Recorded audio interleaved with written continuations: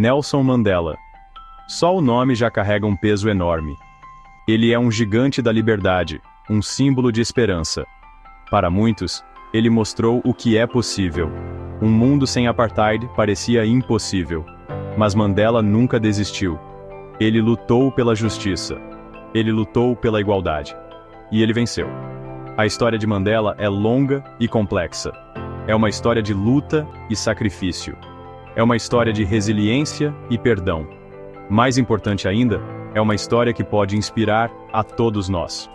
Mandela nos ensinou que mesmo nos momentos mais sombrios, a esperança pode sobreviver.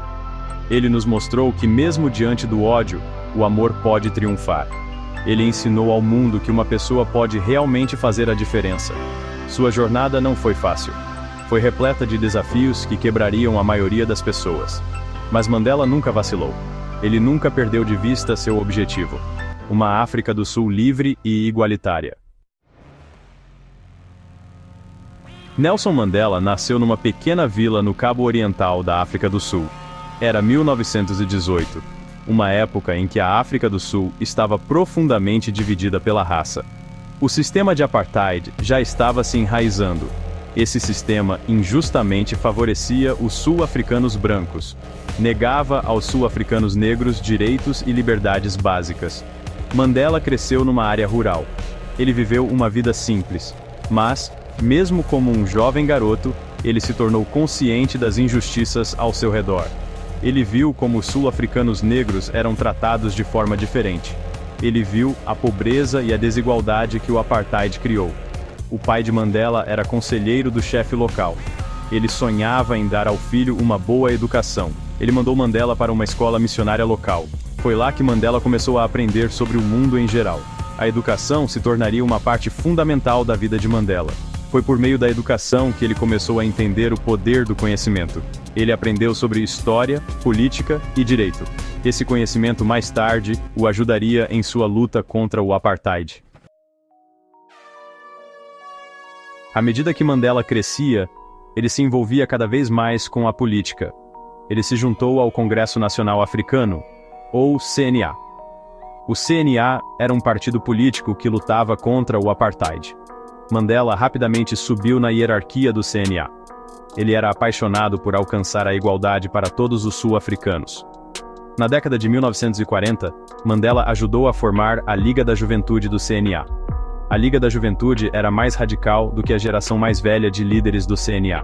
Eles queriam mudanças mais rápidas. Eles estavam cansados do lento ritmo do progresso. Mandela e a Liga da Juventude acreditavam na resistência não violenta. Eles organizaram protestos e manifestações contra as leis do apartheid. Eles se manifestaram contra as injustiças enfrentadas pelos sul-africanos negros. Mas o governo sul-africano respondeu a esses protestos pacíficos com violência. O governo via o CNA como uma ameaça. Eles estavam determinados a silenciar qualquer oposição ao apartheid. A luta contra o apartheid atingiu um ponto de virada em 1960. Naquele ano, a polícia abriu fogo contra um protesto pacífico em Sharpeville.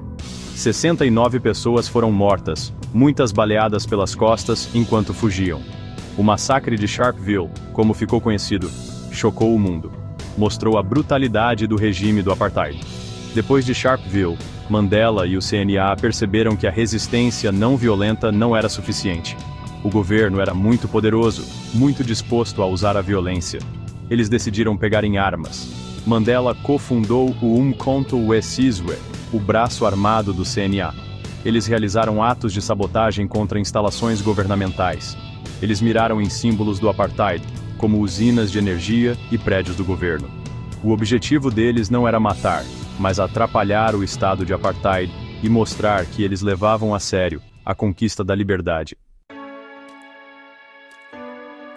27 anos, um prisioneiro da esperança.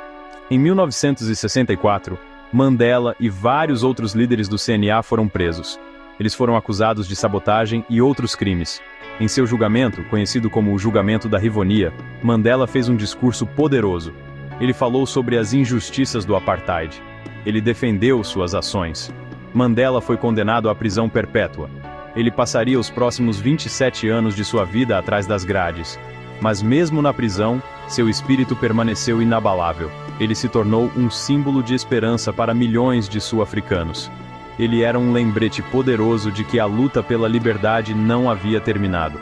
A pressão internacional aumentou sobre o governo sul-africano para libertar Mandela. Pessoas ao redor do mundo o viam como um prisioneiro político. Eles sabiam que ele estava preso por suas crenças, não por quaisquer crimes reais.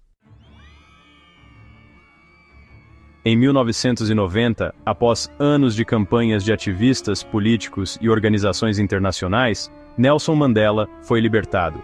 Sua libertação foi uma ocasião memorável. Milhões ao redor do mundo celebraram.